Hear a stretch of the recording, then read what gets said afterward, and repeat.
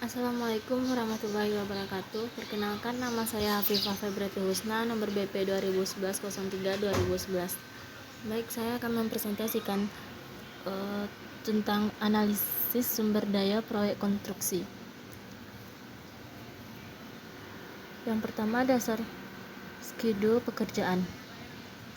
Schedule proyek tidak dapat dijamin tanpa didukung oleh schedule sumber daya. Yang pertama, bar chart, yang kedua diagram vektor, yang ketiga diagram network. Selanjutnya, jenis schedule sumber daya bisa kita lihat pada PPT tersebut.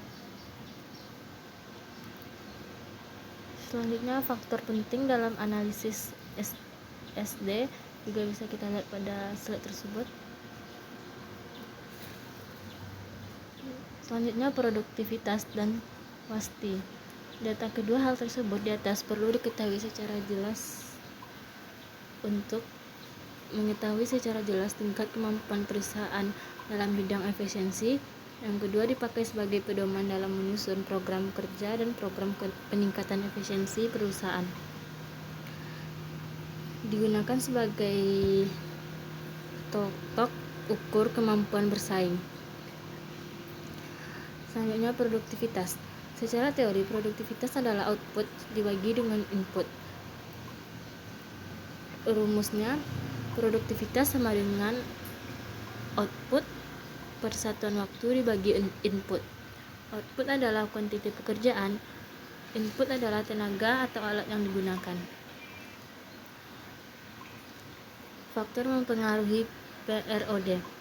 Produktivitas tidak dapat distandarkan atau dipastikan karena ada beberapa hal yang mempengaruhinya.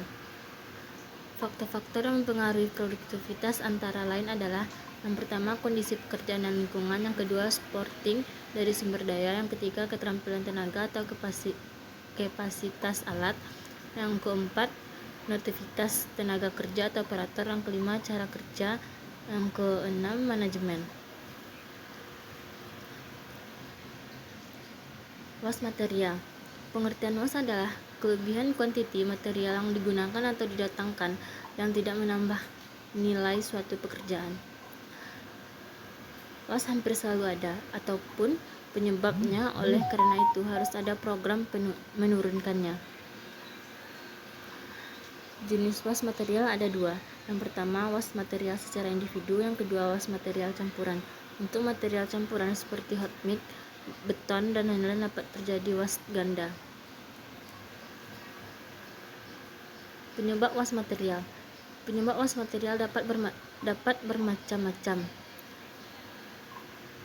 Yang pertama, produksi yang berlebih atau dimensi terlalu besar; yang kedua, transportasi baik di dalam lokasi maupun di luar; yang ketiga, cara penyimpanan atau di gudang atau di luar gudang; yang keempat, over quality; yang kelima, persediaan yang berlebihan; yang keenam, penggantian atau perbaikan pekerjaan karena cacat atau tidak memenuhi persyaratan; yang ketujuh, kehilangan baik yang belum dipasang maupun yang sudah dipasang. Analisis sumber daya bisa kita lihat pada slide tersebut. Kebutuhan sumber daya. Produktivitas tenaga kerja secara individu atau Q1, di mana Q1 adalah kuantiti pekerjaan yang dapat diselesaikan per satuan waktu oleh satu tenaga. Produktivitas tenaga kerja secara kelompok Q2, di mana Q2 adalah kuantiti pekerjaan yang dapat diselesaikan per satuan waktu oleh satu kelompok tenaga. Faktor jumlah kebutuhan tenaga diperoleh dari produktivitas yang diperlukan dibagi dengan produktivitas yang ada atau kemampuan yang ada. Standar kualitas spek. Produktivitas tenaga kerja diukur dengan kuantiti pekerjaan yang dapat diselesaikan dengan memenuhi persyaratan mutu. Untuk persyaratan mutu, tenaga kerja tidak dapat diberikan spek begitu saja. Khusus untuk pekerjaan finish yang memerlukan persyaratan mutu, harus dapat ditunjukkan secara jelas, misalnya dengan mock-up. Untuk kualitas yang sifatnya dapat diukur, hasil kerja diuji dengan alat tes lab, dan lain-lain. Analisis SD tenaga. Untuk menetapkan produktivitas tenaga kerja diperlukan informasi sebagai berikut: jumlah dan komposisi tenaga kerja yang diperlukan dalam penyelesaian suatu pekerjaan, harga satuan upah borong dari pasar untuk pekerjaan tersebut, harga upah harian menurut pasar untuk tenaga kerja yang bersangkutan. Contoh analisis SD tenaga.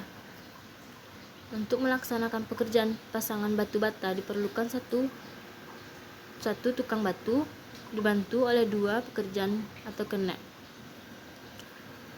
Upah harian menurut pasar untuk tukang sebesar 70.000 dan untuk pekerja 30.000 per hari. Harga pasar upah borong pasang batu yaitu 12.000 per meter persegi.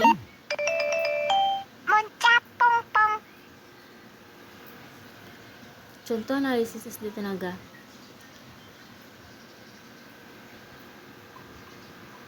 Biaya per hari menurut upah harian bisa kita lihat pada slide tersebut, dan juga produktivitas minimal per harinya juga bisa kita lihat. Dan dengan demikian, setiap harga borongan yang diajukan mandor harus dijamin beberapa produktivitas per hari. Faktor yang mempengaruhi: keterampilan kerja. Perlu pedoman berupa referensi, keterangan pengalaman, sertifikat khusus untuk bangunan tinggi, pekerjaan harus bebas dari takut ketinggian.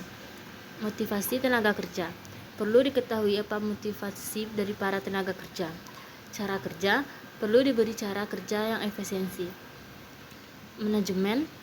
Perlu didukung dari MGT. Selanjutnya pertimbangan pengadaan TK. Kualitas tenaga kerja. Mampu mencapai mutu pekerjaan yang dipersyaratkan.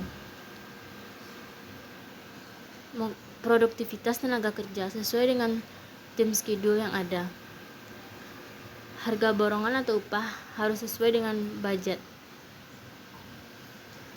Kebutuhan SD alat.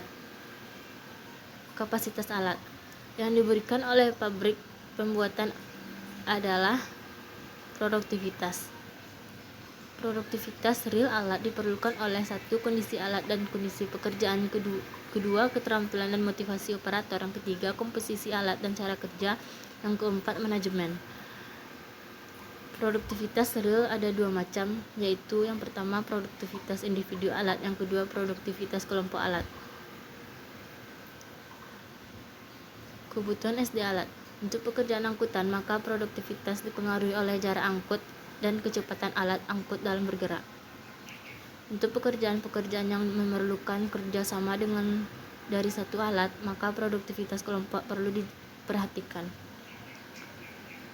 Produktivitas yang terkecil dari anggota kelompok akan memenuhi produktivitas kelompok tersebut. Produktivitas kelompok secara kasar. 3 jenis alat bekerja sama untuk memindahkan tanah, yaitu bulldozer, well loader, dump truck. Bila diinginkan produktivitas kelompok sebesar 100 meter kubik per jam, WL dan DT harus ditambah. Bila diinginkan produktivitas kelompok sebesar 70 meter kubik per jam, maka DT perlu ditambah. Kombinasi yang disarankan adalah yang berdampak idle cost alat terkecil. Produktivitas kelompok secara detail bisa kita lihat pada slide tersebut.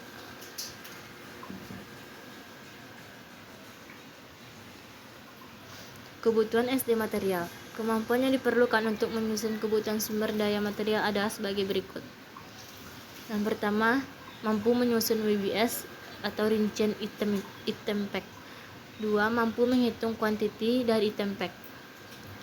3. Mampu membuat tim schedule proyek. 4. Memahami jenis-jenis material yang diperlukan tiap item pekerjaan. 5. Memahami tingkat waste dan produktivitas yang akan diperhitungkan. Dari kelima butir tersebut di atas, yang berkaitan secara langsung dengan material adalah 2 butir terakhir. Jenis pekerjaan. Ditinjau dari kebutuhan sumber daya, jenis pekerjaan dibagi menjadi 3, yaitu yang pertama, pekerjaan yang hanya memerlukan tenaga saja. Yang kedua, pekerjaan yang memerlukan tenaga dan material. Yang ketiga, pekerjaan yang memerlukan tenaga dan alat. Menghitung sumber daya. Tiap item pekerjaan diuraikan kebutuhan sumber dayanya, yaitu contohnya bisa kita lihat pada slide tersebut. Merinci sumber daya material. Tiap item pekerjaan direkap kebutuhan sumber dayanya, dan contohnya bisa juga kita lihat pada slide tersebut. Merinci sumber daya tenaga juga bisa kita lihat pada slide tersebut. Untuk menghitung kebutuhan sumber daya tenaga kerja menggunakan data sebagai berikut. Yang pertama, komposisi tenaga kerja yang digunakan, atau misalkan 1 tukang, 1 bata, dan 2 pekerjaan. Yang kedua, produktivitas kelompok kerja YBS, misalnya 13 meter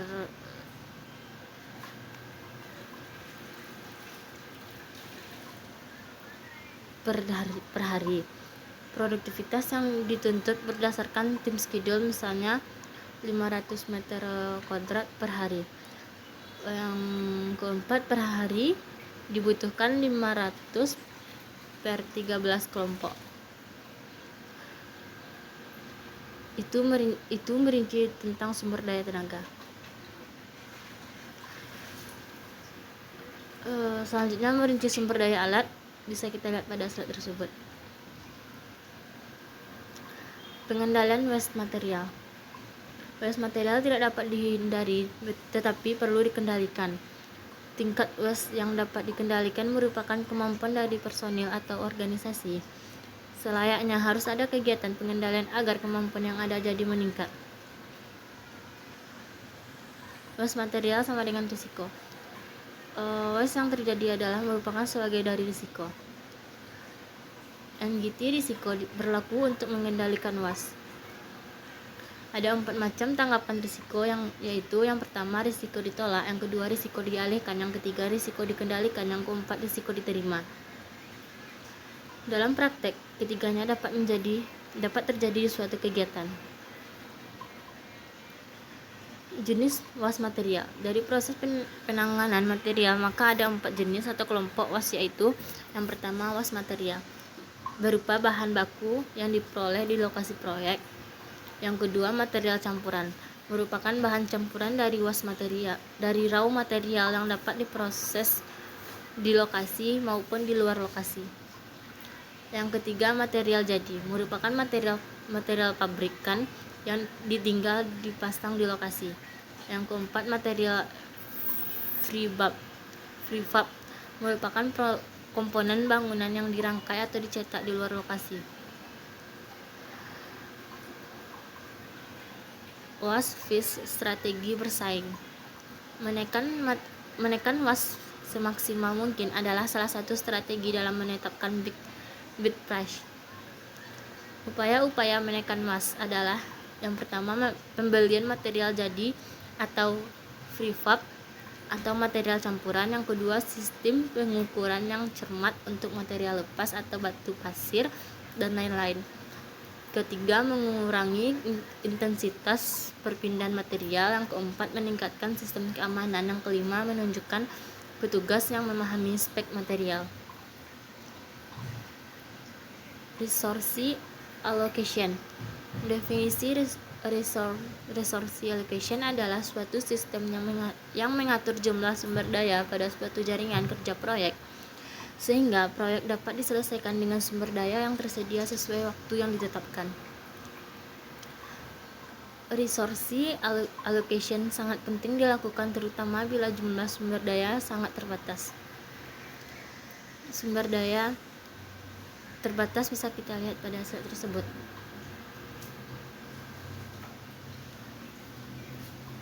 sumber daya versus waktu kedua juga bisa kita lihat pada slide tersebut.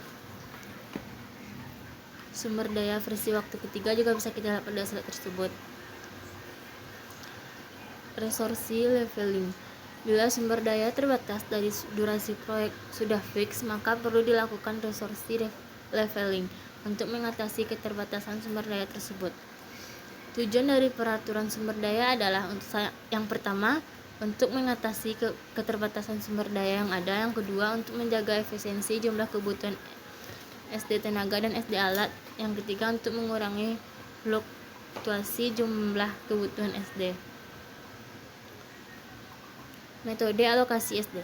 Schedule pengendalian SD adalah merupakan kumpulan SD dari kegiatan yang bersama pada satu periode. Bila jumlah SD pada suatu periode melebihi jumlah SD yang ada, maka perlu diratakan dengan cara menggeser-geser kegiatan yang ada. Kegiatan yang dapat digeser-geser adalah kegiatan yang memiliki float time. Penggesekan dengan less that bisa kita lihat pada slide tersebut. Penggesekan dengan less that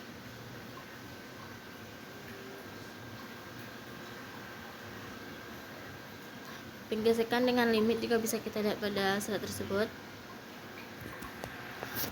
Jadwal pengendalian SD. Jadwal pengendalian sumber daya dibuat atas dasar 3 hal, yaitu jadwal pelaksanaan pekerjaan yang memerlukan sumber daya, jadwal kegiatan persiapan yang diperlukan untuk pengendalian sumber daya yang bersangkutan, kebijakan stok material, jadwal persiapan tenaga. Bisa kita lihat pada slide tersebut.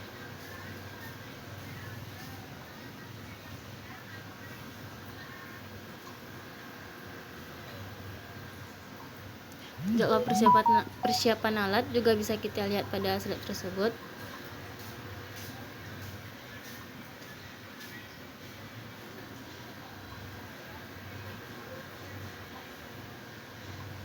Jadwal persiapan material juga bisa kita lihat pada slide tersebut.